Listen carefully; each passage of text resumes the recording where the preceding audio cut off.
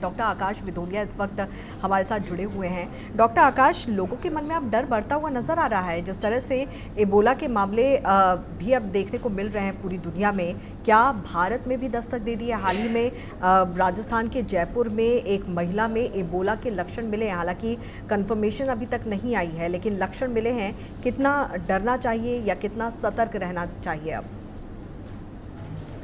जी, अभी आपके चैनल पे ही हमने कम से कम एक हफ्ते पहले इसके बारे में डिस्कशन की थी कि now world become a global economic village. मतलब कौन कौन कहाँ से कहाँ फैलेगी, you never know, because of increase in trade and increase in travel.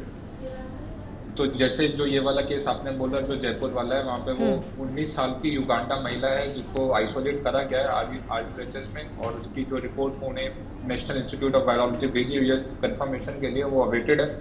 But at present अभी तक ये केस कंफर्म नहीं है, तो बट सस्पेक्टेड केस ही है। लेकिन ये दो चीज़ें, इसके दो पहलू हैं। एक पहला पहलू ये है कि हमारी जो स्वास्थ्य व्यवस्था है वो एक अपना काम बड़े अच्छे से कर रही है, इसलिए स्क्रीनिंग में हमने सस्पेक्टेड केस को पकड़ लिया, उसको बाहर नहीं जाने दिया। तो ये एफिकेसी ऑफ हमारी स्क्रीनिंग दिखा रही है। और दूसरा ये थोड़ा चिंता का वक्त ये है कि अगर कोई ऐसा भी हुआ जो मिस हो गया हमारी स्क्रीनिंग से और वो जाके लोगों से मिला और बाकी लोगों को फैला, तो फिर वही एक और कोविड जैसा वायरस हमारे सामने है प्रॉब्लम। बट लकीली एक अच्छी चीज इस वायरस की ये है कि ये एरोसोल मेथड से नहीं फैलता है, तो ये इतनी जल्दी स्प्रेड नहीं होगा जितनी जल्दी कोविड और बाकी जो पहले एपिडेमिक स्प्रेड हुए हैं। ये सिर्फ जैसे आपने भी अपनी रिपोर्ट में बताया और सबको बताइए कि ये बॉडी फ्लूइड से फैलने वाला वायरस है, ये सिर्फ सांस लेने से और ये सब नहीं फैलता। तो लकीली इतनी जल्दी इसकी स्प्रेडेबिलिटी अच्छी है कि नहीं फैलेगी। लेकिन सबसे बड़ी प्रॉब्लम इस प्रॉब्लम के साथ ये है कि मोर्टेलिटी बहुत ज्यादा है इसमें। मोर्टेलिटी 25 to 50 to 60% है, डिपेंडिंग ऑन के पेशेंट का हेल्थ स्टेटस कैसा है और वो कैसे हॉस्पिटल को सही टाइम पे उन्हें पहुंचाएगा या नहीं पहुंचाएगा। तो ऑब्वियसली थोड़ा सा चिंताजनक विषय तो जरूर है, लेकिन मैं मानता हूं कि जैसे हमारी स्वास्थ्य व्यवस्था और हमारे बाकी चीजें अपना काम कर रही हैं, तो हम शायद इस प्रॉब्लम से भी बच पाएंगे और अपनी पॉपुलेशन को इन सब चीजों से बचा पाएंगे। डॉक्टर आकाश, ये कहा जा रहा है कि कोविड से, कोरोना से भी ज्यादा खतरनाक एबोला वायरस है। आखिर क्यों इसे इतना खतरनाक माना जा रहा है? जी बिल्कुल सही बात है कि कोविड से कई ज़्यादा खतरनाक एबोला वायरस है। आप इसका हाल अभी युगांडा, रिपब्लिक ऑफ कॉन्गो और जो बाकी अफ्रीकन कंट्रीज हैं जहाँ पे ये एंडेमिक बीमारी है, जहाँ पे बार बार होता रहता है, वहाँ पे आप हाल देख सकते हो। इसके पीछे, इस तथ्य के पीछे सबसे इम्पोर्टेंट जो बात है वो है इसकी मोर्टेलिटी रेट। मोर्टेलिटी रेट होती है किसी भी बीमारी के कारण होने वाली मृत्युओं की दर।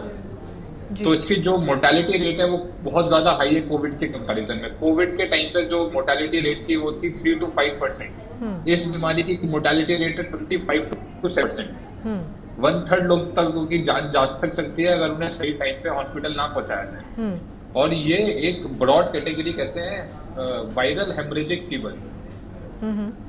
ये वायरल हेमरेजिक फीवर कराता है जिसमें बॉडी के अंदरूनी और बाहरी कहीं भी हिस्से से ब्लीडिंग स्टार्ट हो जाती है। वो ब्लीडिंग वाला जो फेज होता है वो बड़ा ही जानलेवा और डेडली होता है, क्योंकि फिर patient died of blood loss. और सेकेंडरी कॉम्प्लिकेशन में इसमें किडनी फेलियर, लिवर फेलियर और बाकी चीजें भी इन्वॉल्व होती हैं जो एंड में जानलेवा साबित होती हैं। बिल्कुल, तो इसमें और भी ज़्यादा सतर्क रहने की ज़रूरत है। हालांकि स्क्रीनिंग लगातार हमारे देश में चल रही है और यही एक बड़ा कारण है कि इस तरह के जो संदिग्ध हैं उनके बारे में भी पता यहाँ पर चल रहा है। डॉक्टर आकाश, सावधानी की भी यहाँ पर बात करेंगे। जिस तरह से हमने कोविड के दौरान सावधानी बरती थी, क्या ठीक उसी तरह की सावधानी यहाँ पर बरतने की ज़रूरत है? किस तरह से हम अपने आप को, अपने परिवार को इस वायरस से बचा सकते हैं? जी, अभी आज के समय में सबसे ज़्यादा ज़रूरी सवाल यही है कि हम कैसे बचा सकें खुद को और अपने परिवार वालों को इस वायरस से। जी। तो हर वायरल ये कम्युनिकेबल डिजीज है, तो अगर आप देखो, एक तो सबसे पहला ज़रूरी चीज़ ये है कि ये एंडेमिक डिजीज है। ये mostly Uganda, Republic of Congo और अफ्रीकन कॉन्टिनेंट की बीमारियां हैं। तो जो भी लोग वहाँ से ट्रेवल करके इंडिया आ रहे हैं या यहाँ से वहाँ ट्रेवल करने का सोच रहे हैं, वो उनका एक स्ट्रिक्ट फॉलोअप और स्ट्रिक्ट मेडिकल चेकअप बहुत ज़रूरी है, क्योंकि मोस्ट प्रोबेबली अभी जो वर्ल्ड में इसको अभी अभी रिसेंटली WHO ने इसको public emergency of international concern का दर्जा दिया है इस बीमारी को। इसका मतलब कि पूरे देश को जागरूक, पूरी दुनिया को जागरूक होना चाहिए इस बीमारी के स्प्रेड को रोकने के लिए।